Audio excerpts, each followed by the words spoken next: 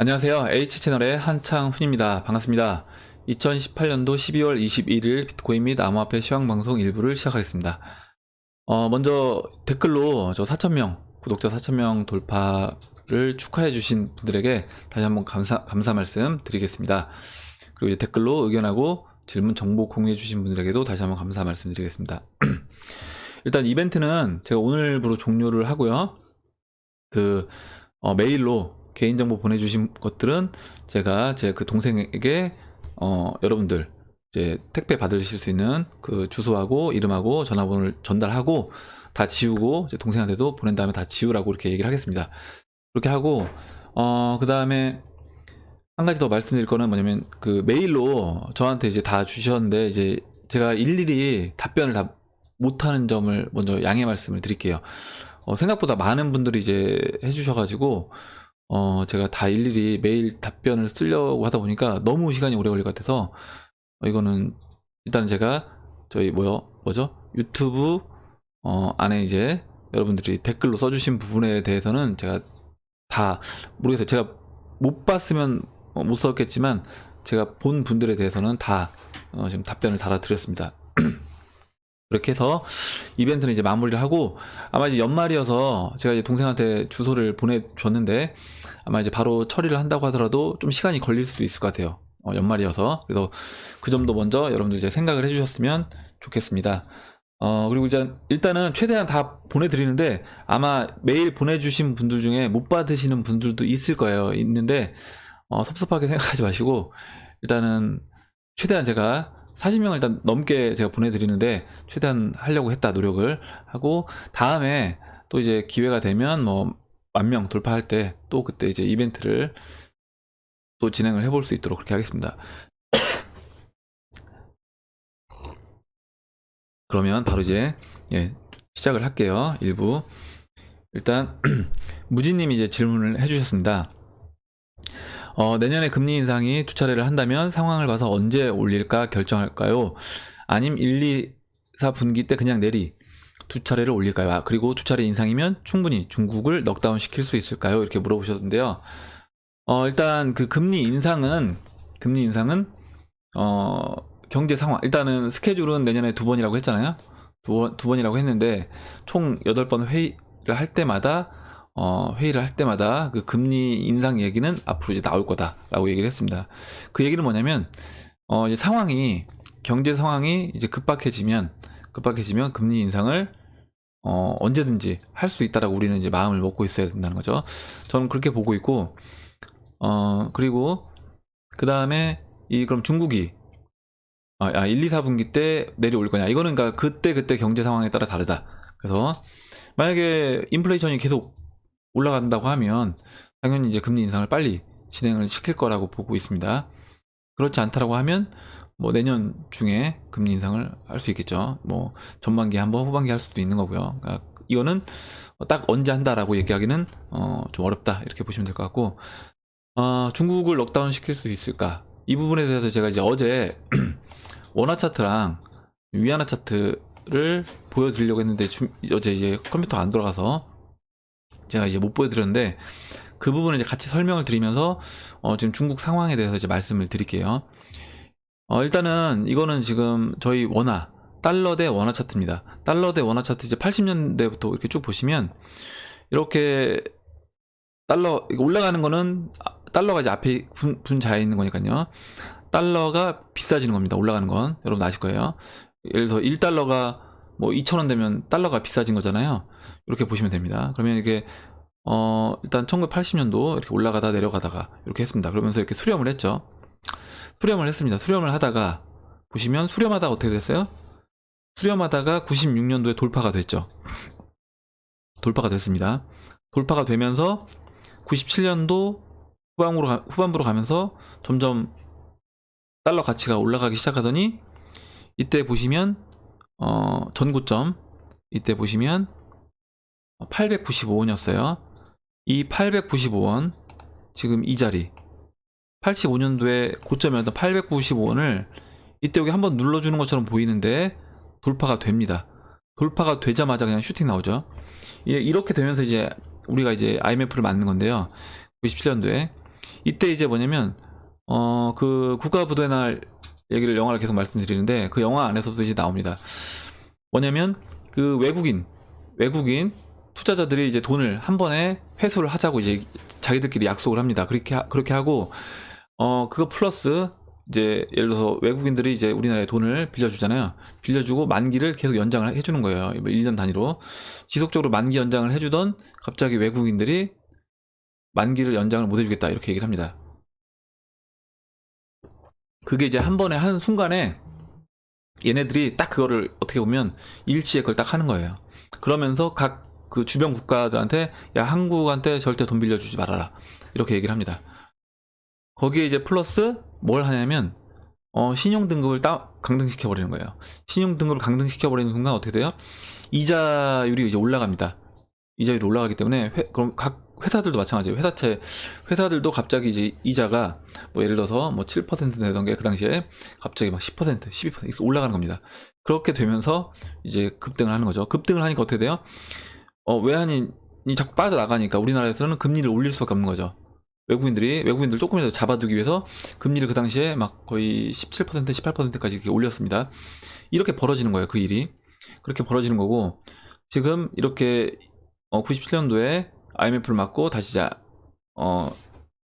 원화 가치는 안정세를 이제 찾습니다. 그러면서 어떻게 보면 워낙 약간 강세 트렌드로 이제 움직인 거죠. 이렇게 하락 채널로 갔어요. 근데 보시면 이게 하락 채널 안에서 제가 지난번에 한번 말씀드렸는데 하락 채널 안에서 우리가 주의 깊게 봐야 되는 게 뭐냐면 원래 하락 채널이라고 했으면 이렇게 내려왔던 것처럼 이런 식으로 이렇게 내려왔죠. 그래서 깨고 내려옵니다.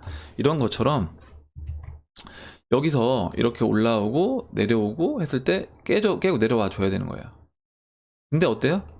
안 내려왔죠? 어떻게 됐어요? 반등이 나왔습니다.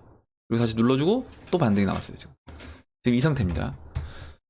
그 얘기는 뭐냐면 지금 이 환율에서 달러가 지금 이 라인을 지켜주고 있다는 거예요. 그러니까 이게 좀 찜찜한 거라는 겁니다. 이 라인을 이 지금 채널에 이 하단부를 지켜준다는 거. 그리고 제가 이렇게 지금 하락 채널을 이렇게 그렸는데 하락 채널을 제가 이렇게 안 그리고 다르게 한번 그려볼게요. 하락 채널을 좀 더 보시면 지금 서프라임 때 이렇게 다시 환율이 올라갔습니다. 1,500원까지. 그리고 이렇게 지금 하락 채널이 이렇게도 만들어질 수 있는 겁니다. 지금 이 큰 하락 채널 안에 또 하락 채널이 있는 건데요. 지금 이 채널로 보시면 안에 작은 채널로 보시면 지금 완전히 이제 수렴을 한 거예요. 무슨 얘기냐면 지금 이렇게 수렴을 했다라는 겁니다. 수렴을 해서 거의 이제 수렴의 끝자락에 와간다. 그러면 방향성이 이제 보여줄 건데 이 방향성이 어디로 갈 것이냐는 거죠. 이 위로 갈 확률이 높다라고 보고 있고 일단은 우리나라 상황은 그렇습니다. 그래서 우리나라도 지금 환율이 뭐 중국이라든가 중국 같은 애들은 지금 보면 전고점에 와 있는 거예요. 지금 이미 2,000원 여기 와 있는 겁니다. 근데 우리는 이제 그 정도는 아니니까 물론 이렇게 돼 있는데 우리나라도 이제 여기서 이 수렴되어 있는 것을 돌파한다고 하면 위험한 상황에 직면할 수 있다. 여기서 이제 그렇게 되고요. 어제 제가 뉴스에서 말씀드렸죠. 어제 뉴스에서 S&P에서 신용 강등을 할 수 있다. 우리나라 지금 외국인들이 그 자금을 주식시장에서 7조 원 정도 지금 빼서 가져갔기 때문에 그렇게 됐을 때는 우리나라가 이제 외환 보유고라든가 이런 것도 지금은 여유가 있다라고 하더라도 이게 여유가 있는 상황이 한순간에 무너지는 겁니다. 한순간에 아까 말씀드렸다시피 그 외국인들이 이거를 한 번에 카운터 펀치를 날리기 위해서 여러 가지 방면에서 공격을 하는 거예요. 그렇기 때문에 지금 우리가 어떻게 보면 각각 개인들이 이 부분에 대해서 준비를 해야 된다. 지금 이 수렴되어 있는 게 지금 이 수렴되어 있는 이게요. 이게 지금 이 당시에 이렇게 수렴되어 있는 죄송합니다. 이렇게 수렴했던 이것과 이제 어떻게 보면 흡사한 모양일 수 있다는 거죠. 그리고 지금 그럼 중국은 어떠냐? 중국은 지금 잠시만요. 중국 지금 위안화 차트는 우리나라 이제 80년도 그리고 이 90년도 이때 차트랑 거의 흡사합니다. 거의 흡사한데 보시면 일단 이거 우리나라 원화 차트예요. 지금 원화 차트고 한번 원화 차트 잘 보세요. 어떻게 움직였는지 보시면 지금 이렇게 이렇게 예, 이렇게 돌파해서 올라갔습니다. 그리고 보시면 여기서 이 고점에서요, 약간 W자 모습으로 하면서 올라갔죠. 그리고 이 고점을 넘어가는 순간 슈팅이 나옵니다. 고점을 넘어가는 순간 슈팅이 나온 거예요. 이때 여기 보시면 이 고점을 넘어가는 순간 슈팅이 나왔다. 그럴 수밖에 없는 거예요. 왜냐면 이때 당시 사람들도 여기가 이제 마지노선이라고 보는 건데 그럴 수밖에 없는 거고, 전고점이었으니까요, 그 당시엔. 그리고 지금 보시면 이 수렴되어 있는 구간을 돌파했을 때 이미 어떻게 보면 이때부터 위험 신호가 나왔던 거다라고 봐야 된다는 겁니다. 이때부터. 그러면 중국 위안화 차트를 보면요, 지금 우리나라랑 되게 흡사하다는 거예요. 뭐냐면 아까 제가 W 모양이라고 했잖아요. W 뒤쪽이 좀 짧게, 그리고 어때요? 여기 지금 전고점, 네, 여기 지금 딱 와 있습니다. 여기. 네. 물론 이 그 더 위에 이 그 뭐죠? 2008년도 전 환율을 빼고 이제 말씀드린 겁니다. 그러면 여기서 지금 이제 위안화가 어떻게 움직일 거냐 라고 이제 예상을 해본다고 하면, 제가 일단 여기요 체크를 해드릴게요. 7위안, 지금 7위안을 지금 필사적으로 막으려고 하고 있어요. 근데 아까 이제 보셨다시피 우리나라도 그 우리나라 원화 차트에서 그 이 고점을 넘어가는 순간 이 슈팅이 나왔다고 했잖아요. 그렇기 때문에 중국도 저는 이 7위안 여기를 이제 넘어가게 되면 슈팅이 나올 수 있다. 슈팅이 나올 수 있고, 지금 중국 차트 같은 경우 보시면요, 이 라인을 있는 추세 라인을 그려보면요, 이미 여기가 돌파가 된 거예요. 이 점이 지금 돌파가 됐습니다. 돌파가 됐기 때문에 중국 같은 경우도 지금 이렇게 어떤 이렇게 수렴한다라고 보면요, 이렇게 지금 제가 이렇게 이 추세선 그린 거, 이 초록색 추세선과 이 채널의 하단부와 이 초록색 추세선, 제가 그림을 좀 삐딱하게 그렸는데, 삐뚤빼뚤하게 그렸는데, 지금 이 초록색 추세선과 이 채널 하단부를 연결해서 보시면 이렇게 지금 수렴되던 과정에서 이미 돌파가 되고 지금 눌러주고 있는 거예요. 돌파가 되고 쉬고 있는 중이다. 그렇기 때문에 중국은 어떻게 보면 우리나라 원화 차트에서 지금 여기 돌파가 되고 여기서 쉬고 있었던 이때 96년도 느낌인 거예요. 그럼 96년도에 어땠어요? 96년도에 우리나라 경제 상황 좋다고 했었습니다. 나라에서 경제 상황 좋다, 그 국가부도의 날에서도 나오는데, 뭐였죠? GDP 얼마 달성 해서 뭐 세계 몇 위권 안에 뭐 선진국 진입 뭐 이런 식으로 계속 뉴스에서 나오는 거예요. OECD 가입 뭐 이런 식으로 계속 이제 우리나라가 이제 잘 나가고 있다, 이렇게 이제 계속 나옵니다. 그런 식으로 지금 중국도, 근데 그때 당시가 이제 이 위치였다는 거고, 이때는 경제가 튼튼하다고 생각했던 거예요, 우리나라가. 근데 지금 중국이, 저는 본인들도 인정했습니다. 지금 좀 쉽지 않다라는 걸.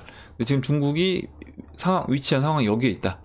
우리나라 96년도 IMF 맞기 저는 직전에 위치한 그 환율 차트와 거의 지금 중국이 위치한 모습이 흡사하다라고 보면, 이거 굉장히 이제 위험한 그 위험 신호로 이제 보여지는 겁니다.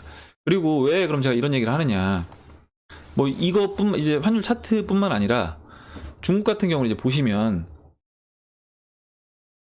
중국 이제 금리가 지금 이제 거의 역사적으로 보면 지금 거의 바닥에 있는 거예요. 지금 이제 지금 4.35에서 지금 멈춰 있는데, 여기서 지금 계속 바닥을 기고 있는 것처럼 보이죠. 근데 이제 여기서 더 낮추진 않았습니다. 낮추진 않았고, 왜 그러냐면 낮출 수가 없는 게 지금 미국이 계속 금리 인상을 하고 있기 때문에 낮출 수가 없는 거예요. 그러면 이제 외국인 자금들이 빠져나가니까 계속 이렇게 유지만 하고 있습니다. 더 낮추지 않고 이제 유지만 하고 있는 상황인데, 근데 지금 보시면 중국이 금리는 이렇게 유지를 했지만 지급 준비율을 계속 낮췄어요. 지급 준비율을 계속 낮췄다. 제가 기사를 하나 이제 보여드릴게요. 보시면 중국 지급 준비율 또 내려 198조 원 푼다. 이게 지금 2018년도 10월 9일자 기사입니다. 중앙일보 기사인데, 미국과의 무역 전쟁 속에서 비틀거리는 중국 경제를 떠받치기 위해 중국 정부가 또다시 돈을 풀기로 했다. 중국 중앙은행인 인민은행은 오는 15일부터 대형 상업은행과 외자은행의 지급 준비율을 1%포인트로 추가로 내린다고 7일 발표했다. 그래서 15.5% 중국인 지준율을 14.5%로 낮춤으로써 198조 원을 또 풀었다는 거예요. 이렇게. 그러니까 뭐냐면 중국이 돈을 계속 푼 겁니다. 그 지방 경제, 그리고 이제 이런 뭐 회사들, 어떻게 보면 좀비 기업들이 많다고 했잖아요, 이미. 그런 좀비 기업들을 그 인공호흡기만 떼면 이제 죽을 그런 좀비 기업들을 생명을 유지시키기 위해서 계속 돈을 풀면서 이제까지 유지를 해왔다. 근데 지금 지급준 비율을 계속 내린 거예요. 아까 1% 내렸는데 198조 원이 풀렸다고 했잖아요. 이런 식으로 계속 금리를 낮추진 않았지만 지급준 비율을 낮춤으로써 중국 같은 경우는 계속 어떻게 보면 돈을 풀었다. 그 얘기는 뭐예요? 어떻게 보면 이제 그 외국인 자금들이 빠져나갈 수밖에 없는 그런 상태라고 보고 있습니다. 저는 그 지급 준비율을 보면, 지금 지급 준비율 차트를 보여드릴게요. 지급 준비율 차트를 보면 지금 계속 이렇게 내린 거예요. 5년 차트로 보여드릴게요. 지금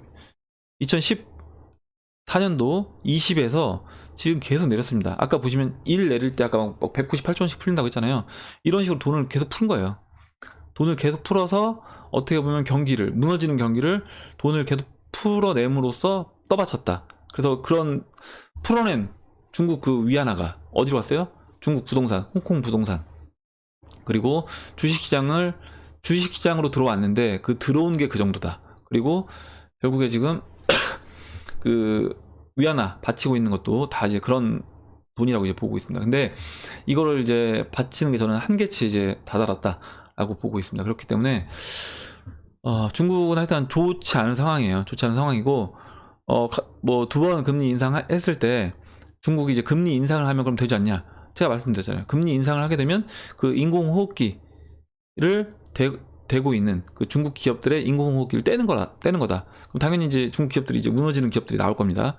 속출할 거예요. 그럼 그 기업들이 속출하면서 당연히 이제 그 중국 기업들이 무너지는 중국 기업으로 인해서 그 은행들이 그 영향을 받는데, 그 중국 기업에 중국 은행들만 돈을 빌려준 게 아니라 또 유럽 쪽 은행들도 중국 기업들이 이제 돈을 빌려준 거예요. 왜냐면 유럽이 은행 이제 이자가 금리가 싸잖아요. 22가. 그래서 그 유럽권 은행들도 같이 타격을 같이 받을 거다. 지금 중국과 유럽이 같이 이렇게 엮여 있는 겁니다. 그렇기 때문에 좀 심각한 상황이라고 이제 보시면 될 것 같아요. 그리고 이제 그렇게 이제 저는 충분히 그래서 넉다운이 될 수 있다라고 이제 보고 있습니다. 중국이. 근데 뭐 이렇게 됐을 때 그러면 미국은 괜찮냐? 미국도 당연히 괜찮지 않죠. 미국도 괜찮지 않지만 미국도 괜찮지 않겠지만 그 당사자인 이제 중국은 가장 큰 피해를 볼 것이, 중국하고 이제 유럽 쪽이 피해를 크게 볼 거다라고 보고 있는 겁니다. 그리고 다음 보도록 할게요. 송기복 님이 이제 차트에 대해서 얘기를 해주셨는데 그 부분 내용이 이제 좋아서 같이 공유를 해보려고 합니다.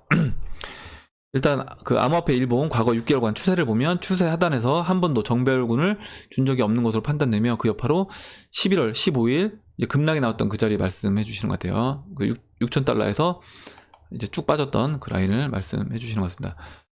그 라인 6,000달러에서 무너졌던 이제 이게 11월 15일이에요. 보시면 11월 15일 날 이렇게 급락이 나왔습니다.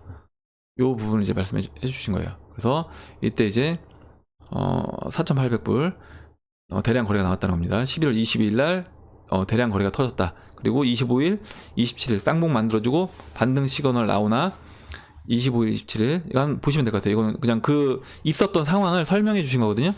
그리고 3,723불 11월 29일 고점 형성 4,350불 보시면 볼까요? 한번 그냥 이렇게 말로만 설명하면 좀 보시면 이 11월 29일 날 이렇게 내려오다가 한번 반등하는 것처럼 보였죠. 반등하는 것처럼 보였지만 여기서 이제 15일 이평선, 지금 제가 이거 20일로 바꾼 겁니다.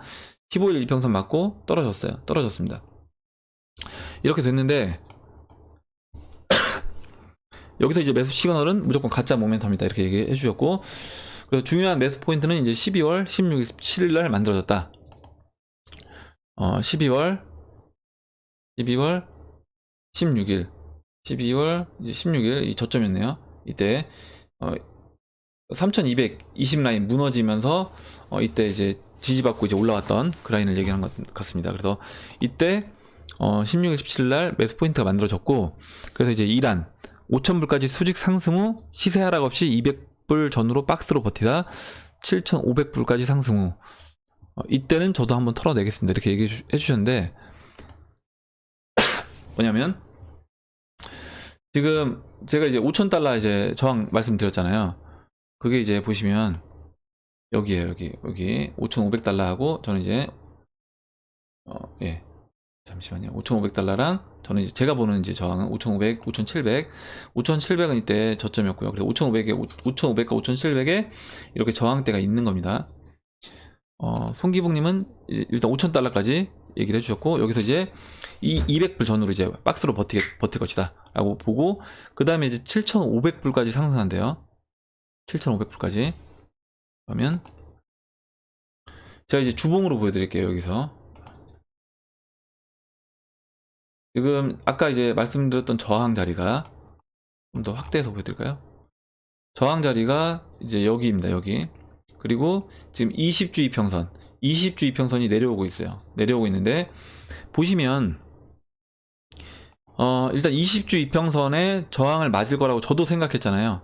저도 생각을 했습니다. 그래서 제가 이제 뭐라고 말씀드렸냐면 20주 이평선에서 이란으로 갔을 때 한번 눌러주고 그 다음에 반등하고 그 다음에 고점에서 눌러줄 거다 이렇게 얘기했습니다. 근데 송기봉님 의견은 조정을 주더라도 거의 조정 없는 200불 정도의 조정 이렇게 줄 수 있다는 거예요. 그래서 여기서 20주 빨간색이 20주 이평선입니다. 빨간색 20주 이평선까지 올라오고 여기서까지 쳐주는 거죠. 5,700에서 5,500 사이에서 쳐주다가 여기서 바로 올라오는 겁니다. 어디까지?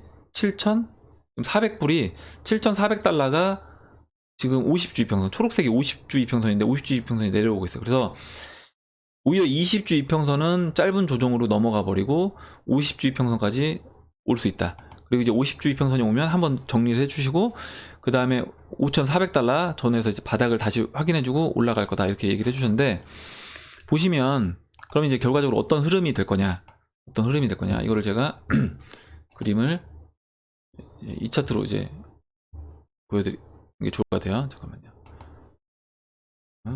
여기 제가 일단 여기 그냥 어핏으로 설명을 할게요. 말로 설명을 드리겠습니다. 지금 보시면 일단 5,500, 5,700까지 반등을 하고 여기서 200불 전후로 쉽니다. 그리고 다시 재차 올라와요. 그래서 7,400불까지 이제 올라오고 여기서 조정을 받는데, 조정을 받을 때는 다시 돌파해주고 5,400불 여기 이제 저항으로 작용됐던 이 라인이 지지 라인이 될 것이다 라고 하고 이제 반등을 해주는 거예요. 이렇게 되면 지금 이제 20주 이평선이, 제가 이하는 뭐냐면 20주 이평선이 길게 돌아나간 거라고 했습니다. 그러니까 2015년도처럼 20주 이평선이 이렇게 길게 돌아나간다. 그러면 거의 이제 적게는 6개월에서 10개월 정도, 길게는 뭐 1년 정도를 다시 3,000불에서 6,000불 사이에서 횡보를 할 거다. 제가 말씀드린 이란은 이렇게 잠깐 조정 주고 돌파를 해주고 여기서 고점에서 이렇게 고점에서 한 번씩 눌러주고 돌파하고 눌러주고 돌파하고 이렇게 한다 라고 말씀드렸어요. 그게 이란이라고 말씀드렸어요. 그래서 이란처럼 된다라고 했을 때 지금 이제 50주 이평선 내려오고 있는 50주 이평선 저항 먹고 눌러주는데 이때 한번 털어주고 이때 매수한다. 이거는 이제 만약에 여러분들 여기 그 저점 그 3,000달러 근처에서 이제 매수한 물량이 있다라고 하시면 여러분들도 이제 이 정도 지금 7,300불이면 거의 2배 이상 수익이 난 거잖아요.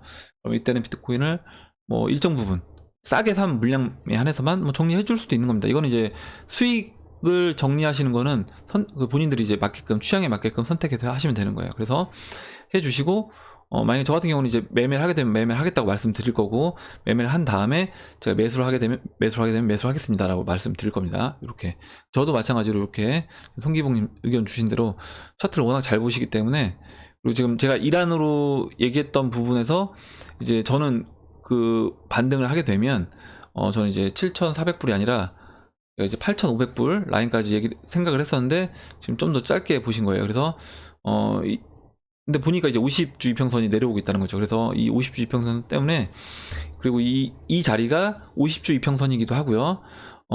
보시면 이 9월달 그리고 떨어지기 직전에 10월달에 한번 그때 테더와 문제되면서 슈팅됐던 이 라인의 고점이기도 합니다. 그렇기 때문에 지금 이 저항에서 한 번쯤 쉬었다가 이제 갈 거다.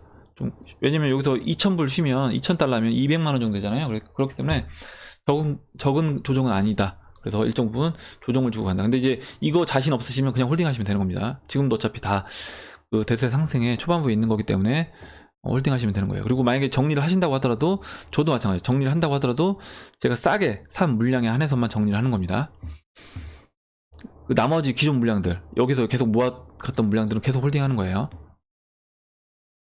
그래서 그 부분을 이제 말씀을 드렸습니다.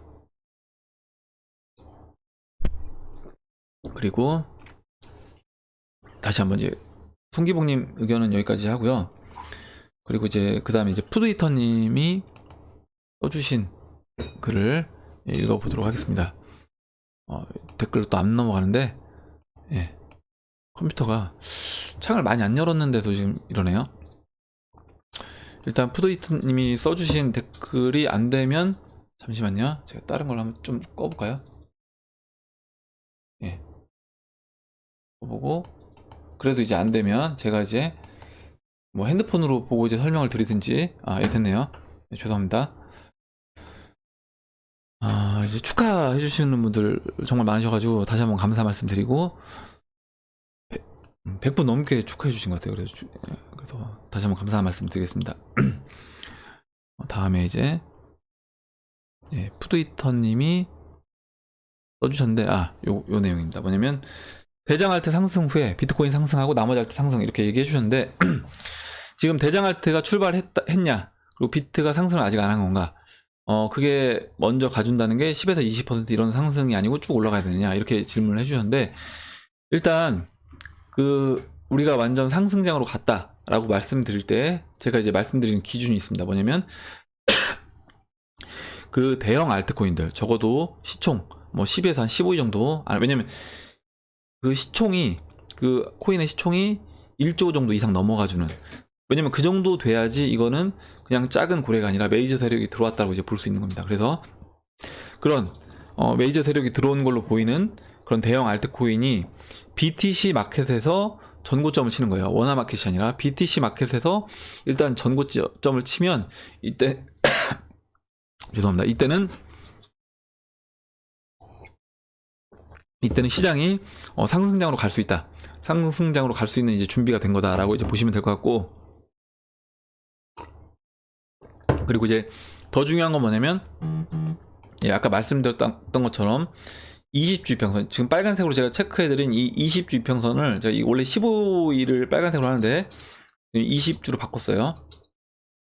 이 20주 이평선이 돌아 나가야 된다. 이게 돌아서 상방으로 털어나가는 게 뭐냐면 이 방향이 지금 아래로 꺾여 있잖아요. 이게 이렇게 상승할 때처럼 이렇게 위로 올라가줘야 된다는 겁니다. 근데 방법은 두 가지였다고 했잖아요. 제가 봤을 때는 뭐냐면 이렇게 길게 돌아나가는 방법 아니면 이렇게 짧게 돌아나가는 방법인데 짧게 돌아나가는 방법은 급등을 시켜주고 눌러주면 짧게 확 돌려 세울 수 있는 겁니다. 그래서 이제 이란이 가능한 거예요. 그렇게 말씀드렸고 그래서 중요한 건 완전 상승장이 됐다라고 이제 말씀을 드리려면 저 20주 이평선이 방향을 상방으로 틀어주면 그때는 상승장이라고 우리가 봐도 되겠다 인정할 수 있다는 겁니다. 그렇게 이제 말씀드렸고 그 다음에 이제 와사비님이 다시 한번 또 이렇게 촉이 오셨대요. 촉이 오셨다는데 한번 읽어보겠습니다. 이제 가입자 4,000명 두 번째 촉이시래요. 가입자 4,000명 돌파 기념 축하 위에 이제 비트가 4,000달러까지 올라준 것은 촉이 왔습니다. 그래서 이제 가입자 수와 달러 시장에서 비트코인 가격은 서로 상호 상승 견인하는 흐름을 보일 것입니다. 그래서 상승 연동화 기축 채널화 이렇게 암호화폐의 기축 채널 이렇게 얘기해 주셨고 예, 감사합니다. 이거 신조어 같아요. 기축 채널. 예, 기축 채널. 예. 이유는 암호화폐 상승과 맞물려서 실망했던 기존 개미 투자자의 복귀와 신규 투자자의 진입으로 신뢰 있는 채널을 찾는 가입자 수 상승 견인 작용 예상됩니다. 가입자 수 10,000명이 먼저 올지 비트코인이 10,000불이 먼저 올지가 관전 포인트입니다. 예, 그래서 만약에 진짜 제가 어제 뭐라 썼냐면 $10,000가 올 때 만약 10,000명하고 딱 맞물려져도 된다라고 하면 진짜 촉이 되게 좋으신 거고 아마 이 댓글이 레전드 댓글이 될 것 같아요. 네, 그렇게 되면. 그리고 가입자 수 4,000명 돌파 시 비트코인은 약 4,000불 했습니다. 앞으로 이제 10,000명 돌파 시 비트코인 예상 가격은 얼마가 될까요? 뭐 이런 댓글 공모 어떠실까요? 이렇게 써주셨습니다. 그래서 다시 한번 이렇게 감사 말씀드리고 일단 진짜 뭐 기축 채널이 중요한 게 아니라 비트코인이 먼저 진짜 $10,000를 가서 뭐 10,000명 안 되더라도 저는 진짜 비트코인이 제가 원하는 그 채널 상단부까지 이제 올라와 준다라고 하면 뭐 시장으로 분명히 이제 이 시장의 참여자들이 늘었다는 것이기 때문에 시장 참여자가 늘면 당연히 뭐 제 채널 H 채널도 이제 저는 성장할 수 있다라고 보고 있습니다. 그렇기 때문에 뭐 이제 시간차가 문제지 가능하긴 할 것 같고요. 저는 이제 비트코인이 먼저 올라와 줬으면 좋겠다. 비트코인이 가입자 수 10,000명보다 비트코인이 먼저 10,000불을 찍어줬으면 좋겠습니다. 그래서 다시 한번 감사 말씀드리고 그 다음에 이제 마법천사님이 이거 한번 저 여러분들한테 여쭤보려고 제가 이제 드리는 건데 마법천사님이 지난번에 이제 비트코인 SV를 BTC로 잘못 주소로 입금을 하셨대요. 그래서 빗썸에서 이제 아마 업빗에서 빗썸으로 보내셨다는 것 같은데 빗썸에서 기술적으로 이제 불가능해서 이거를 줄 수가 없다라고 얘기했다는데 혹시 이제 개발자분들 계시니까 이게 진짜 불가능한 건지 아니면 할 수 있는 건데 여기서 이제 좀 귀찮거나 아니면 좀 시간적으로 소요가 많이 돼서 그래서 못한다는 건지 저는 이제 그런 개발자가 아니어서 제가 잘 몰라서 혹시 이런 부분에 대해서 이게 기술적으로 가능한 게 있는 건지 한번 좀 아시는 분들은 댓글을 달아주시면 이제 감사하겠습니다. 예.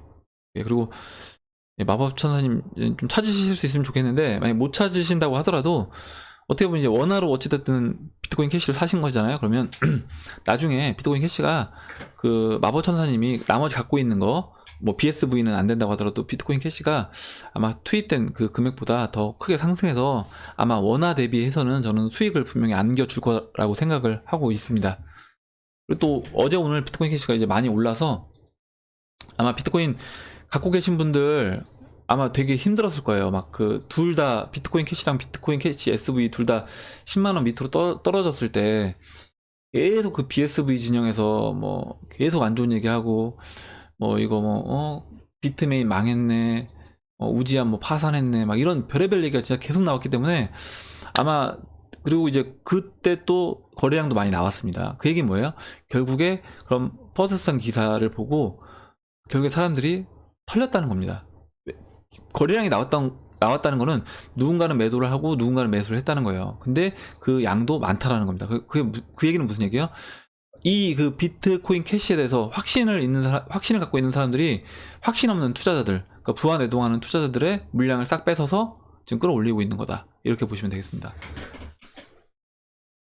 그래서 보시면 되고 마법천사님은 힘내시면 좋겠어요. 그리고 다음 이제 아주 도와도와님이 써주신 질문인데 그리고 어제 그 동생이 하는 카페는 대구가 아니라 대전이고 대전 둔산동 시청역 8번 출구 근처에 있습니다.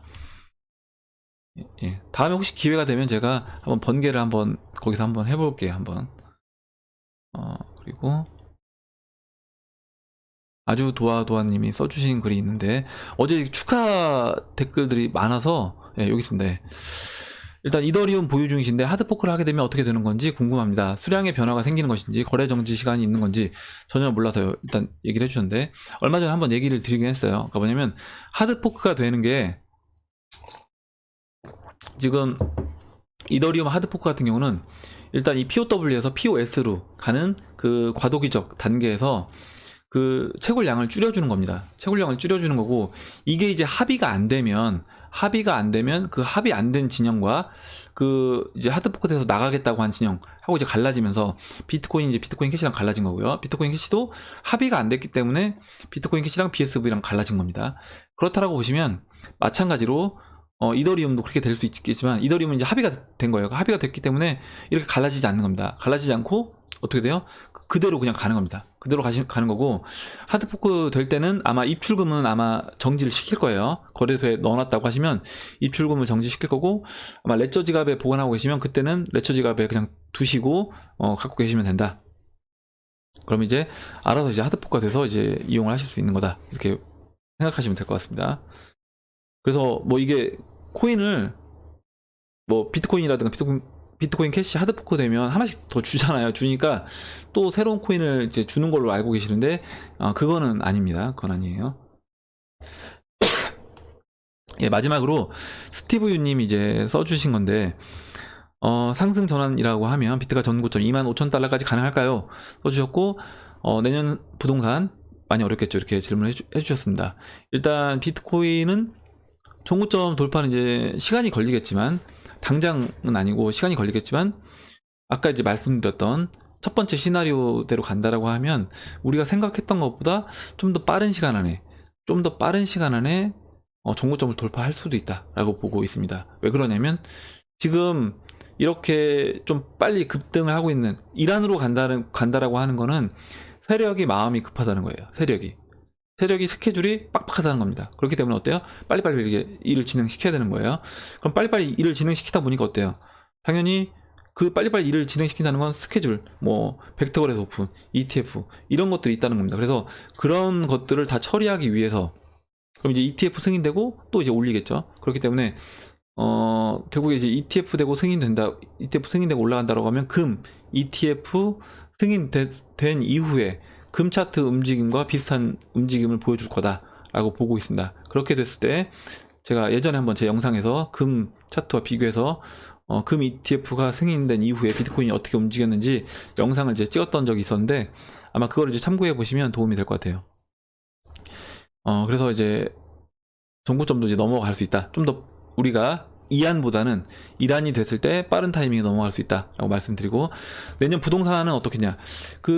지금 부동산이 지금 아까 이제 중국 얘기도 드렸고 미국도 마찬가지. 미국 샌프란시스코 뭐 부동산 캐나다 부동산값 엄청 올랐다고 했잖아요. 이게 이제 결국에 세계적으로 유동성이 풀어지면서 그 풀려진 자금들이 갈 데가 없기 때문에 그런 자산으로 간 겁니다. 부동산과 주식시장으로. 그러면 지금 금리 인상을 한다는 게 뭐예요? 풀린 돈을 회수한다라는 겁니다. 당연히 회수를 하니까 어떻게 돼요? 그 자산이 축소가 돼야 되는 거예요. 자산의 가치가. 그렇기 때문에 당연히 주식시장도 빠지고 부동산 시장도 같이 어느 정도 거품이 빠져야 된다라고 보고 있고 주식시장이 빠지면 여러분들 주식시장이 빠져서 돈이 마르는 거예요. 현금이 이제 시중에 없습니다. 없기 때문에 당연히 부동산 시장도 그러면 이제 주식에서 보면 마진콜이 나왔어요. 내가 마진콜이 나왔는데 버티고 싶어요. 그럼 어떻게 돼요? 내가 갖고 있는 부동산 처분해야 되는 겁니다. 처분하는데 어때요? 지금 예전보다 시세는 떨어졌어요? 그럼 내놓는 거죠. 내놓고 파는 겁니다. 증권사에서 뭐 당장 입금해라, 은행에서 당장 입금해라 하면 또 더 싸게 내놓는 겁니다. 이렇게 되면서 부동산도 같이 연쇄적으로 빠질 수밖에 없다라고 보고 있습니다. 저는. 그리고 이제 마지막으로 이제 프리돔님이 이제 질문을 해주셨는데 이제 의견이기도 하고 질문이기도 합니다. 중국의 제3자 결제 시스템 플랫폼 왕래를 아시는지요? 이게 느리고 낡은 비싸기만 한 중앙 집권적인 스위프트의 모든 결정을 보강하고 자국 내 엄청난 규모의 모바일 결제 시장을 형성하고 있는데요. 이게 미국을 상당히 자극하는 것 같아요. 이걸 무력화시킬 무기가 혹시 리플 아닐까요? 왠지 묻고 싶습니다. 뇌피셜 반입니다. 근데 굉장히 좋은 정보를 주셨어요. 의견과. 그래서 이거 지금 제가 왕랜을 찾아보니까 저 처음 들어봤거든요. 처음 들어봤는데 이렇게 온라인을 결제할 때 이 중국이 이렇게 그러니까 사용자와 이 3자 결제 시스템 뭐 주푸바오 뭐 템페이 이런 우리나라도 이런 결제 시스템들 있잖아요. 이런 식으로 중간에 껴있고 그 왕옌이란 이 결제 시스템이 있나 봐요. 그래서 이제 이걸 거쳐서 은행 그리고 이제 인민은행이 이 사이에 껴있어서 은행과 이 모든 결제 라인을 감독한다. 결국에 뭐예요? 중국의 모든 국민들이 사용하는 돈의 흐름을 얘네가 가져가겠다는 겁니다. 중국 지금 그 CCTV로 인해서 얼굴 안면 인식으로 다 통제, 그러니까 빅브라더라고 하잖아요. 그걸 다 통제하려고 합니다. 돈도 마찬가지예요.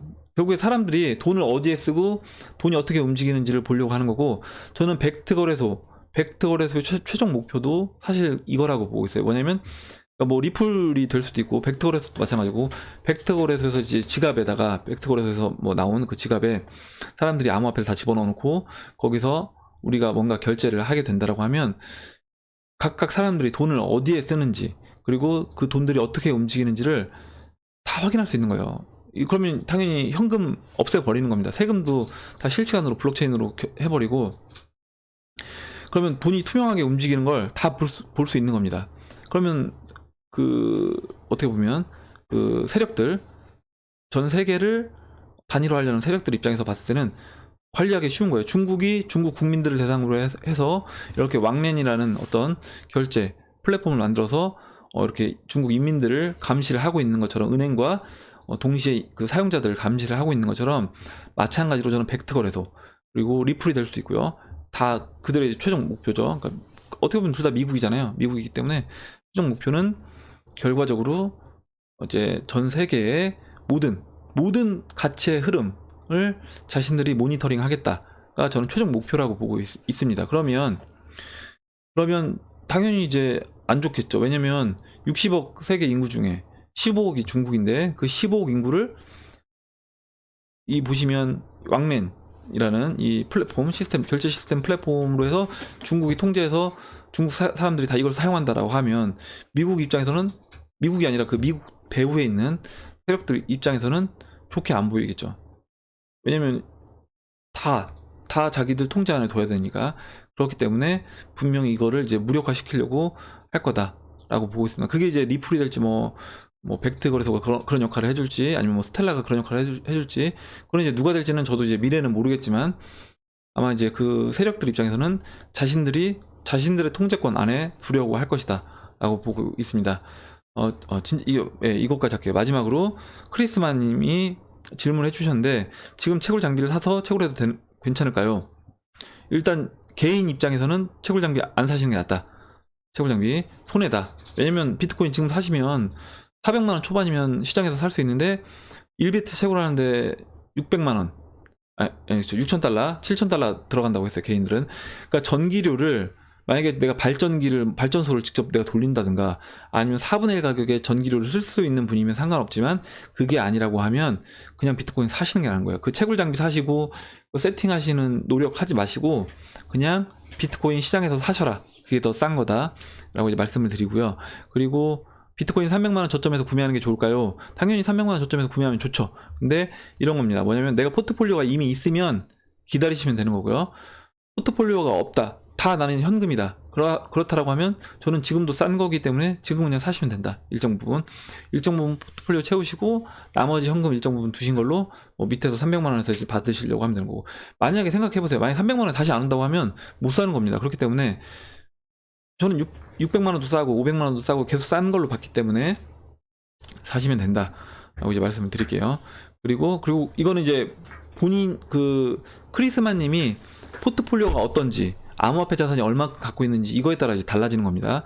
그리고 NSS에 임페리엄 코인 IPM 공신력 있나요? 이렇게 얘기해 주셨는데, 제가 처음 보는 코인이에요. 그래서 일단은 제가 이거 언급은 따로 안 드릴게요. 일단 뭐냐면, 저는 지금 시총 10위 안에 들어가는 코인들도 다 좋은 코인들인데 다 쌉니다. 싸기 때문에 굳이 잘 알지 못하는 여러분들이 ICO 코인이라든가 이런 코인들, 아니면 다단계 형식으로 막 시중에 풀리는 그런 코인들 있잖아요. 특히 홈페이지를 통해서 ICO를 하는 게 아니라, 누군가한테 여러분들이 돈을 보내줘서, 홈페이지가 아예 있지도 않은 그런 데들도 있어요. 그런 데서 ICO 참여하시는 거, 현금으로 500만원 보내주고, 어제 제가 모임을 해서 후배가 물어보더라고요. 현금으로 이제 지인한테 500만원 보내서 코인 ICO 참여했대요. 그러니까 그런 거는 하지 마시라는 거예요. 그런 거 하지 마시고, 그냥 거래소에서 계정 만드셔서, 빗썸이든, 지금 빗썸 입금 된다고 하니까요. 빗썸이든 아니면 비트소닉이든 이렇게 되는, 신규 입금이 되는 거래소를 이용하셔서, 거기서 1위부터 시총 10위 안에 있는, 그러니까 비트코인, 리플, 이더리움 이런 것만 사셔도 저는 충분히, 우리가 리스크가 어차피 큰 시장이기 때문에 그런 것만 사셔도 충분한 수익을 올릴 수 있다라고 보고 있습니다. 예, 이상으로 이제 오늘 2018년도 12월 21일 비트코인 및 암호화폐 시황방송 1부를 마치도록 하고요. 여러분 다시 한번 축하 인사해 주신 분들에게 감사 말씀드리고, 오늘 이제 댓글로 의견하고 질문, 정보 공유해 주신 분들에게 다시 한번 감사 말씀드리겠습니다. 오늘 제가 한 내용에 대해서, 그리고 오늘 내용과 관계없는 내용이라고 하더라도 여러분들 이제 궁금하신 거, 그리고 궁금하신 게 질문이죠. 그리고 의견, 정보 공유해 주시면 여러분들과 다시 한번 공유하는 시간을 가져보도록 하겠습니다. 예, 그럼 이상으로 방송을 마치도록 하고요. 도움이 되셨다면 좋아요와 구독 버튼 그리고 알림종 버튼을 눌러주세요. 그럼 오후에 다시 2부 방송에서 뵙도록 하겠습니다. 감사합니다.